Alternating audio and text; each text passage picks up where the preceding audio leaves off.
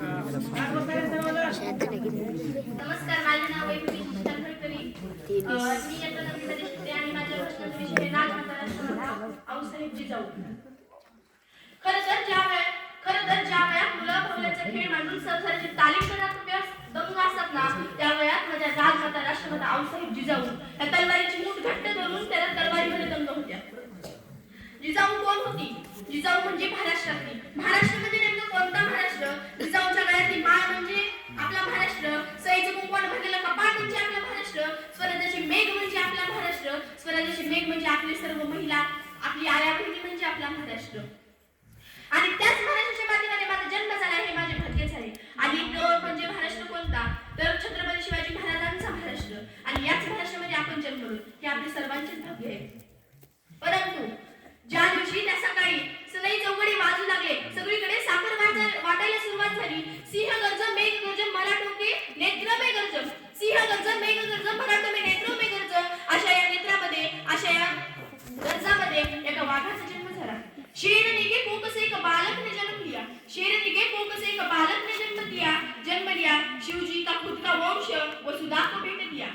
आणि याच महाराष्ट्रामध्ये सर्वत्र हर पत्थर पर उत्सव है, हर पत्थर पर उत्सव है, हर पर्वत पर उत्सव है, हर पेड़ पे उत्सव है आणि सर्वत्र उत्सव है. आणि अशाच या गोड दिवशीमध्ये छत्रपती शिवाजी महाराजांचा जन्म झाला. छत्रपती शिवाजी महाराजांचा एका साध्या सुद्धा मातेच्या पोटी जन्म झाला नाही. अन्यायाविरुद्ध सतत तत्पर असणारी राजमाता राष्ट्रमाता जिजाऊ, महिलांसाठी सतत तत्पर असणारी राजमाता राष्ट्रमाता जिजाऊ यांच्या पोटी जन्म झाला. परंतु आजचा हा महाराष्ट्र कसा आहे? जर आली शिवजयंती जवळ आली, राजमाता राष्ट्रमाता जयंती जवळ आली, तर एकच सुचतं, डिजिटल मिळवून त्यावर गाणे लावायला सुरुवात झाली. शीला जवान झाली, पिंकी पैसेवाली झाली, शीला जवान झाली, पिंकी पैसेवाली झाली, मुन्नी बदनाम झाली आणि आपणच आपल्या आई बहिणीची आबरू आज वेशीला टाकली. हे शिकवलं का राजमाता राष्ट्रमाता जिजाऊंनी? हे शिकवलं का या माऊलींनी?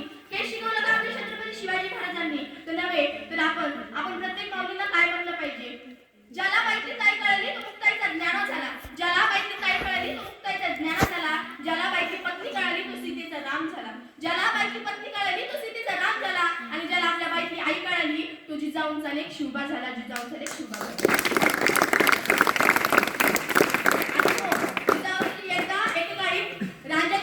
राजाचा पाटील हा त्या काळातला मोठा सावकार मानला जायचा, छत्रपती शिवाजी महाराजांच्या काळातला.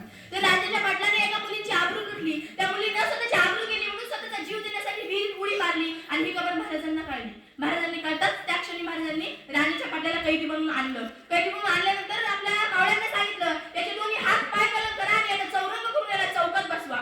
महाराजांनी आऊसाहेबांकडे बघितलं. आऊसाहेबांनी महाराजांना प्रश्न विचारला, बाळ शिवाजी, तुम्ही याला मृत्यूदंड दिला असता तरी तो सुद्धा याच्या गुन्ह्यासाठी कमी पडला असता. तेव्हा महाराज म्हणतात, आऊसाहेब, मी याला मृत्यूदंड जर दिला असता तर याचा विषय इथंच संपला असता, म्हणून मी याचा हात पाय कलम करून याला चौरंग करून याला चौकात याच्यासाठी बसवलंय. कारण जो कोणी आपल्या महाराष्ट्रातल्या आया बहिणींकडे वाकड्या नजरेनं बघेल त्याचा सुद्धा असाच संबंध केला जाईल, म्हणून मी याला इथं बसवलंय. म्हणून आपल्याला कळतंय की महाराजांनी सांगितलंय, जर महाराष्ट्रातल्या एकाही मुलीच्या किंवा आपल्या आया बहिणीच्या पदराला हात न लावता कामा नये. म्हणून मुलींनो, आपल्या जिजाऊंनी सांगितलंय, अगं जर तुम्ही तुला हात लावला तर आई गं म्हणता कामा नये, तुला जर कोणी हात लावला तर तू आई गं म्हणता कामा नये. ज्याने तुला हात लावलाय तू त्याचा बापच आखून द्यायचा, तू त्याचा बापच आखून द्यायचा. तलवारीपेक्षा तीक्ष्ण तुझ्या नजरेची धार आहे, तलवारीपेक्षा तीक्ष्ण तुझ्या नजरेची धार आहे. दुबळी समजू नको स्वतःला, तू तर आपल्या जिजाऊंची लेक आहे, तू तर आपल्या जिजाऊंची लेक आहे. तुम्ही संयोजकांनी मला इथे बोलण्याची संधी दिल्याबद्दल मी त्यांचे आभार मानते.